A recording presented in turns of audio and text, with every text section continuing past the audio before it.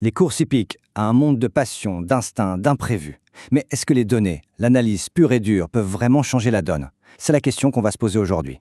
On va décortiquer une approche qui justement essaye de mettre la méthode avant le hasard.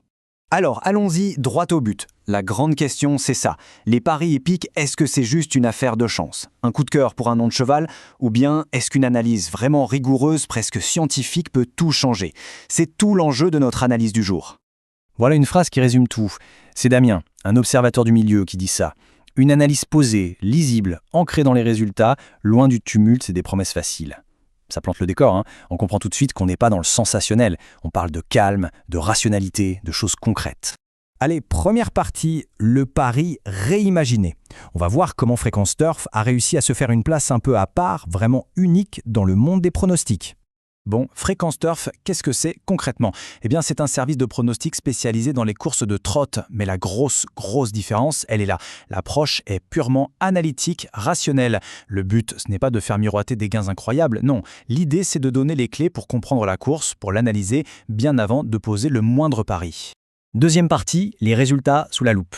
Parce que bon, c'est bien beau de parler d'approche rationnelle, mais à la fin, ce sont les chiffres qui parlent. Alors on va regarder ça de très près pour voir si ça tient la route. Premier chiffre, et il est important, 23,9%. C'est le taux de réussite à la gagne sur la deuxième moitié de 2025. Pour le dire simplement, ça veut dire que quasiment un cheval sur 4 qui a été pronostiqué a gagné sa course. Ce n'est pas un coup de chance, c'est une vraie performance, solide et régulière. Et attention, le deuxième chiffre est peut-être encore plus parlant, 53%. C'est le taux de réussite placé. Autrement dit, plus d'une fois sur deux, le cheval qui a été sélectionné termine dans les 3 premiers. Et là, on touche vraiment à la fiabilité, à la constance de l'analyse. Là, on a le détail mois par mois. Et c'est intéressant parce qu'on voit qu'il y a des variations, évidemment.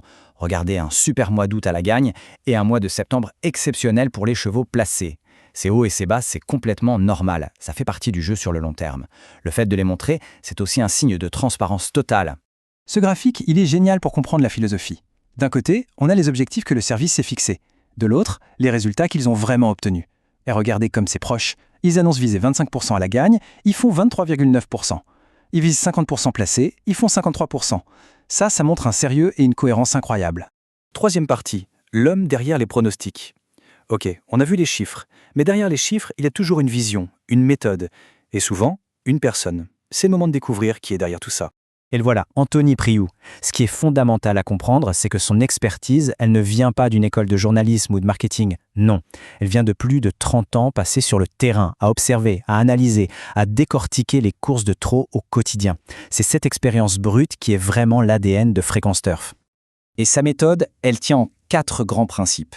D'abord, on privilégie la régularité, pas le coup d'éclat. Ensuite, on cherche la valeur, pas juste la plus grosse cote. Troisièmement, et c'est crucial, on accepte les périodes un peu moins bonnes, ça fait partie du processus. Et enfin, on construit sur le long terme. Franchement, ça ressemble plus à une stratégie d'investissement qu'à un ticket de loto. On ne cherche pas le jackpot, on cherche la performance qui dure. Quatrième partie, le verdict des abonnés. Bon, on a vu la méthode, on a vu les chiffres, mais au final, qu'est-ce qu'on pense les gens qui utilisent ce service tous les jours? C'est leur avis qui compte, non? Écoutez ce que dit Miguel. Il dit que le service lui permet de comprendre la course plutôt que de la subir. C'est super fort comme phrase. Ça veut dire que la vraie valeur, ce n'est même pas seulement le gain, c'est d'arrêter d'être passif et de commencer à vraiment comprendre la logique derrière la course. Jean-Claude, lui, aborde un autre point tout aussi important, le plaisir retrouvé du jeu. Il parle de choix lisibles, parfois audacieux.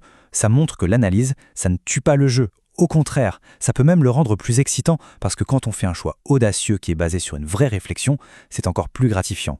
Et quand on regarde l'ensemble des retours, que ce soit ceux de Pascal, de Youssef ou de Camille, on retrouve toujours les mêmes idées. La fidélité, les gens restent. La fiabilité, ils le voient comme un outil de travail quotidien. Et surtout, une approche mesurée, respectueuse, sans jamais de promesses en l'air. C'est l'honnêteté de la démarche qui est vraiment plébiscitée.